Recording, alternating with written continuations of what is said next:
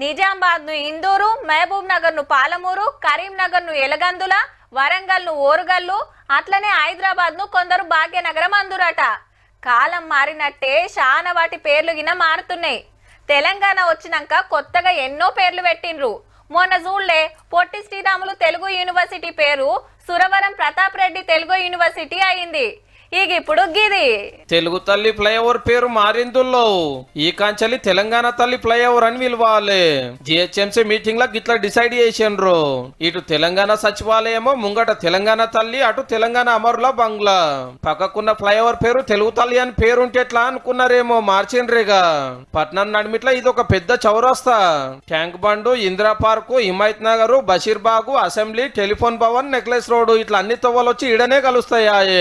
అక్కడ ఆంధ్రప్రదేశ్ లో సచివాలయం కాడ ఊకుకే ట్రాఫిక్ జామ్ అవుతుందని 20 ఏళ్ల కిందట కట్టిండ్రు. అప్పట్లో పక్కకు తెలుగు తల్లి విగ్రహం ఉంటుండే కాబట్టి తెలుగు తల్లి ఫ్లైఓవర్ అని పేరు పెట్టిండ్రు. ఇప్పుడు తెలంగాణ రాష్ట్రం వచ్చే కొత్త సచివాలయం కట్టుకుంటేమి గా టైంలోనే తెలుగు తల్లి విగ్రహం కూడా తీసి ఇంకొక కాడ పెట్టిండ్రు. అటెంక ఏలువని నడిచే బంగ్లాం కూడా తెలంగాణ తల్లి విగ్రహం పెట్టి కొలుచుకుంటున్నాం. ఇప్పుడు తెలుగు తల్లి ఫ్లైఓవర్ పేరును తెలంగాణ తల్లి ఫ్లైఓవర్ అని పేరు మార్చినట్టున్నారు.